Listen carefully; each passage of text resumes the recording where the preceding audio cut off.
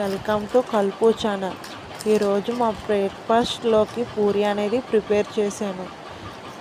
ఈ పూరి అనేది చాలా సాఫ్ట్గా, చాలా మృదువుగా, చుక్క నూనె అనేది పేర్చుకుంటా చాలా బాగా పొంగి అనేవి వచ్చేవి.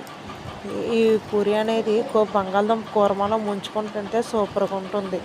అయితే ఈ పూరి ఎలా చేయాలి అంటే, సగం మైదా, సగం గోధుమ పిండి కలిపి ఒక స్పూన్నర గోధుమ వేసి, తగినంత సాల్ట్, తగినంత వాటర్, కొంచెం షుగరు వేసుకొని కలిపి ఉంచాలి. 1 గంట నానిన తర్వాత ఈ పిండి పూరి అనేది చేసి డీప్ ఫ్రై అనేది చేయాలి.